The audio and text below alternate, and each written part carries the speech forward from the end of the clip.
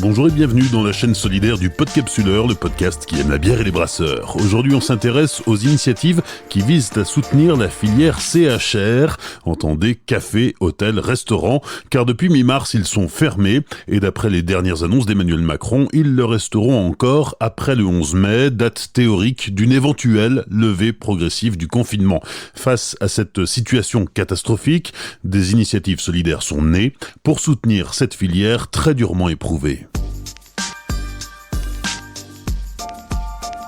Face à la crise du Covid-19, l'industriel AB InBev a lancé plusieurs initiatives solidaires en Europe, dont une qui concerne directement les cafés et restaurants français, la plateforme barsolidaire.fr. On en parle avec Olivier Puech, directeur juridique et relations publiques d'AB InBev en France. Tout d'abord, la première initiative sur laquelle nous nous sommes lancés pour faire face à la première urgence, qui était l'urgence de trésorerie à laquelle était confrontée une partie de nos clients du CHR, c'était de lancer une plateforme solidaire et participative qui s'appelle Bar Solidaire. C'est quoi le concept ? Le concept, c'est d'avoir une plateforme en ligne, barsolidaire.fr, sur laquelle notre consommateur, enfin un consommateur lambda peut venir acheter un bon d'achat qui présente une valeur faciale comprise entre 5 et 100 euros et qu'il pourra utiliser une fois que l'établissement qui se sera préalablement référencé sur la plateforme. Donc ce bon d'achat pourra être utilisé par le consommateur, par le client, lorsque le confinement sera levé. Donc il pourra utiliser ce bon d'achat afin de déguster une bière, une boisson, quelle qu'elle soit, ou même savourer un plat. Je veux dire, il n'y a pas eu d'obligation, il n'y a pas d'obligation pour le consommateur de boire une bière AB InBev. C'est ouvert absolument à tous les produits et à tous les plats ou tous les services qui sont proposés par cet établissement.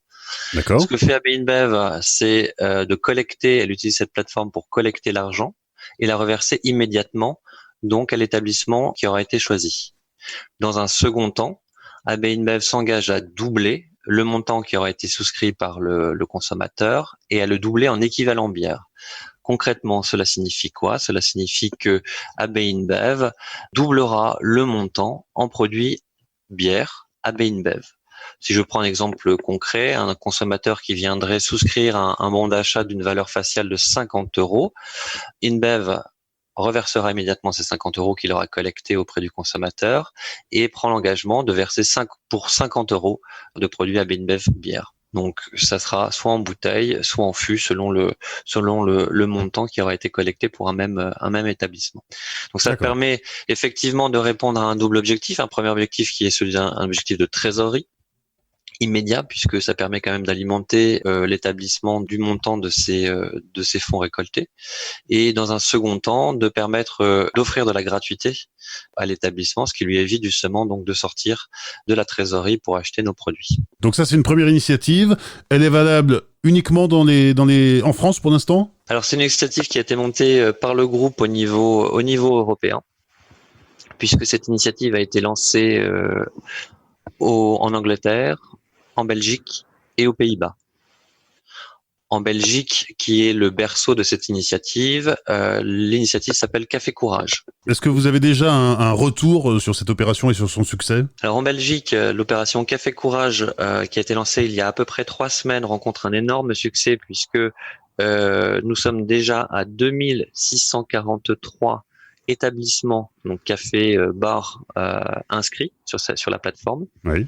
Et en montant cumulé, nous sommes à 318 874 euros collectés. Donc c'est vraiment un énorme succès en Belgique. En France, les résultats sont un peu moins élevés du fait principalement que l'opération a été lancée il y a à peu près une semaine. Et que l'on essaye au maximum de la faire connaître. Nous sommes donc pour l'instant à un peu plus de 230 établissements référencés pour un montant cumulé de 17 500 euros. Et ces 230 établissements sont déjà clients d'AB InBev ? Alors ça peut être des clients AB InBev, mais ça peut être aussi des clients ou ça peut être des clients qui ne soient, enfin des établissements qui ne sont pas déjà clients chez nous. Alors c'est quoi l'intérêt pour vous dans cette histoire ? C'est quoi le but de la manœuvre ? Le but de la manœuvre, c'est de montrer déjà que notre groupe est un groupe qui va intervenir de manière active dans ce contexte très particulier du Covid-19 afin de soutenir donc la trésorerie de nos clients. Et c'est aussi l'opportunité de faire découvrir nos produits à d'autres clients potentiels. Donc ça, vous disiez au tout début que c'était une des initiatives, donc il y en a d'autres. Alors oui, il y a d'autres initiatives. Pour le CHR, on a également allongé nos délais de paiement, toujours dans un souci de préservation de la trésorerie des cafés, des bars, des restaurants avec lesquels on travaille habituellement, avec les centrales d'achat aussi. Nous avons augmenté ces délais de paiement. Mais au-delà de ça, on a essayé d'avoir une action qui a un impact aussi au niveau de la société, c'est-à-dire que nous avons utilisé nos outils de production, nos brasseries situées en Belgique et en Allemagne afin de produire 2 types de produits. Tout d'abord, du gel hydroalcoolique, mais aussi une solution désinfectante. Ce gel hydroalcoolique et cette solution désinfectante ont été réalisés à partir de l'alcool non utilisé ou extrait au terme du processus de brassage de certaines bières non alcoolisées telles que le l'F00. Donc avec cet alcool pur qui est extrait au terme du brassage de la bière l'F00, on a pu concevoir et produire d'une part des flacons de 250 millilitres de gel hydroalcoolique. En France, on a bénéficié de 6000 flacons que nous avons distribués à nos clients de la grande distribution afin que ces derniers puissent les distribuer eux-mêmes à leurs salariés, puisqu'on a conscience que ce sont les salariés de la grande distribution qui sont principalement exposés au risque de propagation du virus. Et je parlais également d'une solution désinfectante. Donc la France a bénéficié de 18 000 litres de cette solution désinfectante que nous avons distribuée à 2 acteurs pour l'instant, qui sont d'une part les communautés professionnelles territoriales de santé du département du Nord. En d'autres termes, le réseau d'infirmiers et d'infirmières qui exercent leur profession à titre libéral dans ce département du Nord. Et nous avons également distribué une partie de ces 18 000 litres à une trentaine d'EHPAD qui sont situés dans les départements des Ardennes et de la Marne. Donc au niveau européen, ça représente à peu près 50 000 litres de solutions désinfectantes.